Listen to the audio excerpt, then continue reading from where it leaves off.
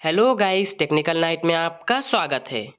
Guys, आज की इस वीडियो में हम जानेंगे पीजीसीएल में जो डिप्लोमा ट्रेनिंग की इलेक्ट्रिकल सिविल इलेक्ट्रॉनिक्स की टोटल 425 नंबर वैकेंसी निकल के आई हुई है। तो उसमें आपकी 1 साल की ट्रेनिंग है।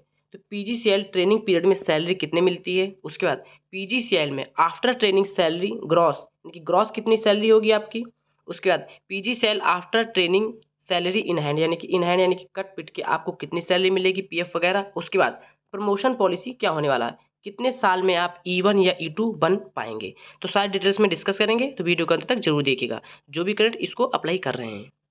सबसे पहले देख लेते हैं पीजीसीएल में ट्रेनिंग पीरियड में कितनी सैलरी मिलती है, यानी कि स्टाइपेंड कितना होता है। इसके बारे में फुल वीडियो प्रोवाइड कर दी चुकी है।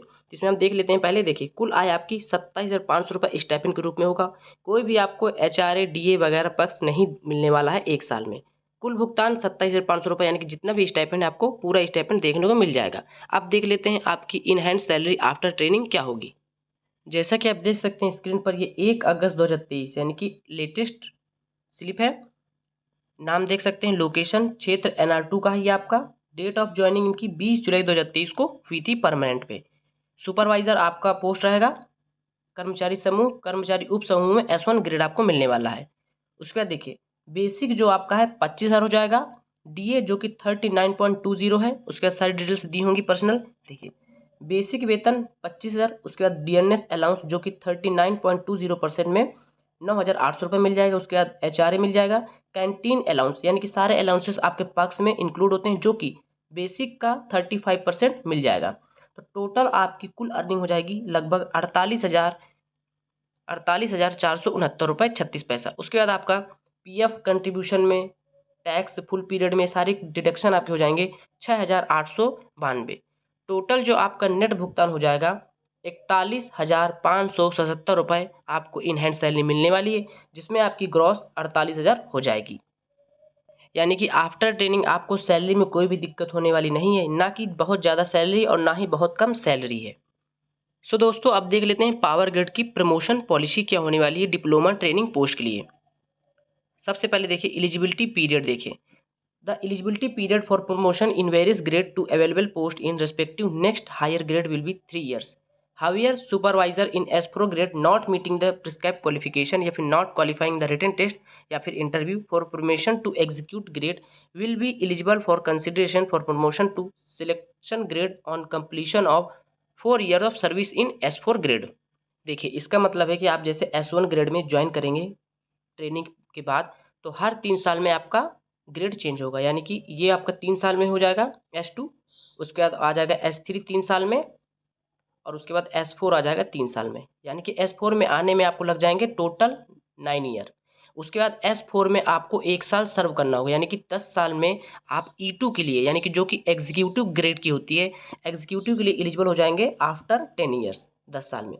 यदि आप यहाँ पे देखिए लिखा हुआ है प्रिस्क्राइब क्वालिफिकेशन या फिर not qualifying the written test या फिर इंटरव्यू नहीं क्वालिफाई कर पाते हैं, तो उसके 4 साल बाद यानी कि प्लस 3 साल, S4 में आपने 1 साल सर्व किया, उस एलिजिबल हो गए, लेकिन आप क्वालिफाई नहीं कर पाए रिटन टेस्ट या फिर इंटरव्यू प्रमोशन के लिए, तो आप 3 साल और सर्व करेंगे, यानी कि 4 साल।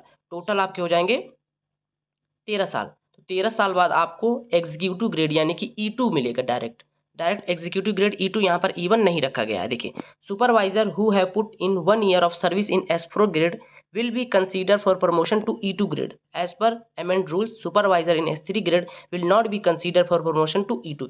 यानी कि अगर आप S3 ग्रेड में हैं तो उनको प्रमोशन के लिए नहीं दिया गया है E2। जब आप S4 में पहुंच जाएंगे तब आपको E2 के लिए एलिजिबल हो जाएंगे। यदि आप रिटन टेस्ट इंटरव्यू नहीं दे पाते हैं, क्वालिफाई नहीं कर पाते हैं, तो 4 साल में आपको E2 का ग्रेड मिल जाएगा। यानी कि आप अगर इंटरव्यू वगैरह एग्ज़ाम देकर बनना चाहते हैं तो 10 साल में आपका प्रमोशन हो जाएगा, नहीं तो आपको 13 साल लग जाएंगे E2 ग्रेड एग्जीक्यूटिव ग्रेड में जाने में। देखते हैं, promotion will generally be based on seniority cum merit and relative weightage for the different factor will be as follow. देखिए, फैक्टर कंसीडर इन प्रमोशन, क्या क्या फैक्टर कंसीडर किए जाएंगे प्रमोशन के लिए, वेटेज या फिर मार्क्स क्या होने वाला है। देखिए, सीनियरिटी के 30 मार्क्स रखे गए हैं। अप्रेजल रिपोर्ट मेरिट रेटिंग के 30 मार्क्स रखे गए हैं। ट्रेड टेस्ट या फिर इंटरव्यू वगैरह के 40 मार्क्स रखे गए हैं। टोटल आपके 100 मार्क्स हो जाएंगे। AAR rating and grade seniority marks for supervisor in S4 grade for promotion of selection grade. The marks for AAR rating and grade seniority will be as under. देखिए outstanding के लिए maximum marks 30 रखे गए हैं 7.5, very good के लिए 6, good के लिए 5, सेटिस्फैक्ट्री के 4 और अनसेटिस्फैक्ट्री के लिए 0 मार्क्स मिलेंगे। ग्रेड सीनियरिटी के बारे में बात करें तो ग्रेड सीनियरिटी में जो भी 4 ईयर्स वर्क करते हैं उनके लिए मैक्सिमम मार्क्स 30 है, लेकिन 4 ईयर के लिए 15, 5 ईयर के लिए 20, 6 ईयर के लिए 25 और 7 ईयर्स एंड अबव के लिए 30 मार्क्स रखे गए। टोटल मार्क्स हो जाएंगे 1 + 2 मिला के 60 marks. Qualifying marks 50% as per rule, 40% रखा गया है SC/ST PWD वालों के लिए। AAR rating grade seniority test and interview mark for supervisor in S4 SG grade for promotion to E2। Outstanding के लिए 10 मार्क्स, वेरी गुड के लिए 8, गुड के लिए 7, सेटिस्फैक्ट्री के लिए 5 और अनसेटिस्फैक्ट्री के लिए 0 मार्क्स रखे गए हैं। Grade seniority rating for experience in S4 grade के लिए 1 साल के लिए 15 मैक्स मार्क्स रखे गए हैं, 2 साल के लिए 20, उसके 3 साल के लिए 25 और 4 साल के लिए 30 मार्क्स रखे गए हैं। टेस्ट मार्क्स हो जाएंगे 20 मार्क्स, इंटरव्यू मार्क्स हो जाएंगे 20 मार्क्स। टोटल मार्क्स 1, 2, 3, 4 मिला के 80 मार्क्स यानी कि 80 मार्क्स हो जाएंगे। क्वालिफाइंग मार्क 50% रखा गया एज पर रूल और 40% SC/ST PWD वालों के लिए। Breakup of seniority marks in supervisor grade up to S4 level के लिए 3 साल के लिए 15 मार्क्स, 4 साल के लिए 20, 5 साल के लिए 25 और 6 साल के लिए 30 मार्क्स रखा गया है।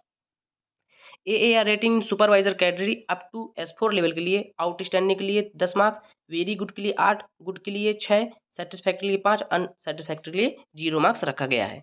जैसे आपका E2 ग्रेड में सिलेक्शन होता है तो सुपरवाइजर प्रमोटेड टू E2, जो भी सुपरवाइजर प्रमोट होंगे E2 बनेंगे will be placed on probation for a period of 6 month. Probation period पे रखा जाएगा 6 महीने के लिए। सो गाइस एक अपडेट देनी थी, वीडियो पसंद आना वीडियो को लाइक करें, चैनल को अभी तक नहीं सब्सक्राइब जरूर कर ले। मिलते हैं अगली वीडियो पर, तब तक के लिए नमस्कार।